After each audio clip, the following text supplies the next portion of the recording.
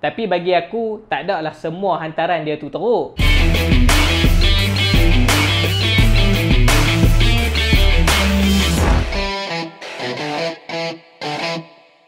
Match kedua untuk minggu ni boleh dikatakan banyak juga game tumpuan. Aku akan try cover sebanyak yang boleh.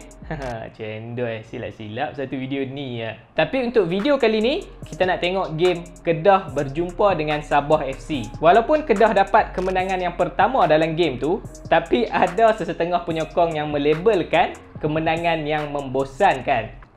Pula dah menang, hampa kata bosan pula. Saya kalau kalah, lagilah hampa kutuk. Benda apa yang jadi sampai dikatakan membosankan tu? Jom kita tengok apa yang ada dalam game tu. Sebelum match, untuk rekod bagi pasukan Kedah, dalam perlawanan yang lepas, mereka kalah dengan pasukan JDT dengan jaringan 2-0. Dan untuk pasukan Sabah, mereka seri dengan Melaka United dengan jaringan 1-1 di Stadium Hang Jebat. Daripada segi player, untuk pasukan Kedah, mereka ada buat 3 pertukaran disebabkan player injured dalam game yang lepas. Dekat bahagian keeper, bahagian defense dan bahagian sayap. Untuk pasukan Sabah, mereka pun ada buat 2 pertukaran di bahagian defense dan bahagian tengah. Kalau kita tengok on paper, memang kelebihan tu lebih banyak kepada pasukan Kedah. Kita tak payah ambil banyak lah. Kita ambil satu lah daripada segi player import. Pasukan Kedah boleh buat turun 5 player import mereka. Tapi untuk pasukan Sabah, mereka hanya boleh buat turun seorang player import. Sebab 4 orang lagi tu masih dalam tempoh kuarantin. So kat situ saja pun dah nampak banyak perbezaan dia tu kan. Yang lain-lain tu tak payah kira lah. Personally bagi aku, dalam game ni, aku dapat rasakan Kedah akan bermain dengan lebih agresif untuk cari 3 mata penuh yang pertama untuk tahun ni. Dan untuk pasukan Sabah, kalau mereka tak boleh menang pun, at least seri pun aku rasa dah cukup dah. Menang tu bonus lah. Start saja game seperti yang dijangkakan, Kedah tak ambil masa pun untuk settle down. Sebab mereka ni dah memang selesa bermain di Darul Aman. Yang mana awal-awal game lagi kita boleh nampak, Kedah banyak buat hantaran-hantaran pendek dan mereka kontrol ball di bahagian tengah. Tapi bagi aku, yang ni bagi akulah. Bagi orang lain aku tak tahulah mereka tengok macam mana. Walaupun mereka bermain dengan gameplay yang macam tu, tapi tempo permainan mereka tu agak slow sikit awal-awal game. Mereka main relax-relax, tak kalut, cari member nak pass tak mana. Okey lah macam tu kan. Nasib baik taktikal pasukan Sabah ni, mereka tak press macam JDT dalam game yang lepas. Kalau tak, aku rasa sejarah mungkin berulang kat situ. Tapi untuk kali ni, Kedah pula yang banyak press bila mereka hilang saja bola. Kalau hampa perasan dalam game tu, sebelum 2 gol yang dapat dihasilkan tu, Kedah banyak build up game yang kerap melibatkan Ataya. Kiranya dalam game tu, untuk pasukan Kedah, Ataya ni boleh dikatakan playmaker lah di atas padang. Walaupun ramai yang kata hantaran-hantaran dia tu tak berapa nak menjadi dalam game ni, tapi bagi aku, tak ada lah semua hantaran dia tu teruk. First goal yang Kipre boleh score tu, punca daripada siapa? Bukan daripada dia juga ke yang true kepada Kepa? Aku rasa mungkin dalam game ni dia tak fit 100%. Tambah pula dengan player-player Sabah ni rajin untuk cari kaki dia, sampai terhinjut lah member tu jalan keluar padang. Sebab tu lah kot performance dia drop sikit dalam game ni. Kalau hampa nak komen pasal passing yang teruk, sebenarnya hampa kena usah seorang lagi player dalam game tu. Yang ni passing dia bukan hanya mengelirukan pihak lawan, malah mengelirukan pihak kawan. Ayat ni ayat pinjam aku pinjam kat komen. Bagi aku dalam game ni, Bat banyak buat long ball yang merugikan pasukan lah.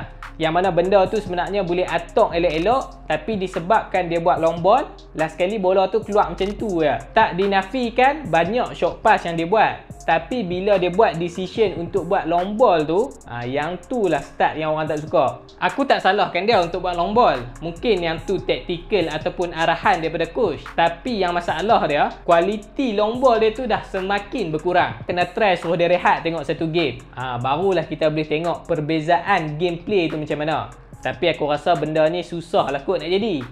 Mampus ya aku kena kecam ni. Sentuh legend kot. Dalam masa yang sama, tak dinafikan counter attack pasukan Kedah ni memang membahayakan pasukan lawan. Lagi-lagi kalau defend mereka dah buat balik. Dan untuk fan Kedah, aku rasa sebelum gol kedua, bolehlah terubat sikit rindu nak tengok gameplay pasukan Kedah ni yang agak menarik. Tapi lepas je dapat 2 biji gol, boleh nampak slow-slow Kedah turunkan tempo permainan. Part ni lah yang dikatakan membosankan tu. Kalau kita pergi kepada pasukan Sabah, masalah pasukan Sabah untuk first half ni, mereka bukannya tak melawan langsung.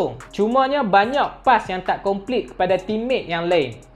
Benda tu lah yang menyebabkan gameplay pasukan Sabah ni terbantut sikit waktu first half ni. Tapi aku boleh katakan untuk pasukan Sabah ni, waktu first half, mereka ni seolah-olah macam tak apa, kita relax kita tengok dulu Kedah main macam mana. Satgi second half, kita atok balik.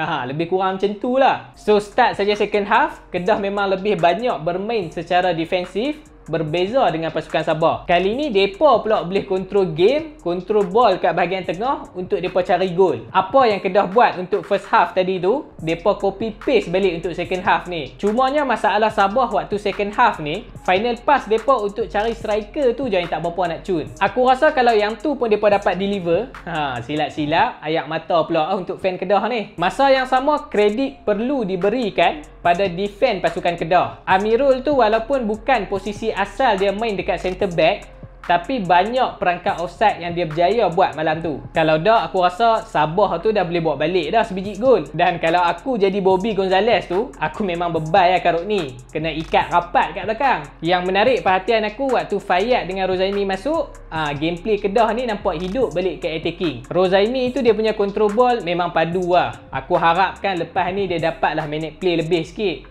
Paling tak pun dapat first E pun dah cukup lah. Kalau nak diikutkan sebenarnya untuk second half ni, Kedah ada je peluang untuk tambah sebiji 2 lagi gol. Tapi itulah, dah banyak main, lambat release ball, 2 biji je lah yang dapat. Kalau hampa tanya aku pasal apa gameplay Kedah jadi macam tu waktu second half, waktu tu aku boleh katakan mungkin percaturan taktikal daripada Coach Aidil.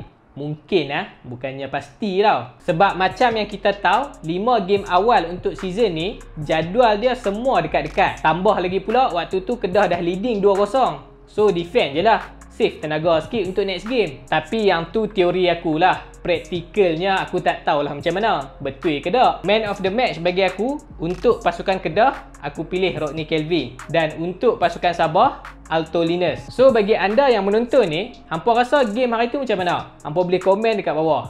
Adalah juga benda aku nak baca nanti. Jadi tu saja video untuk kali ni. Jangan lupa untuk subscribe channel ni. Dan kita jumpa lagi pada video yang akan datang.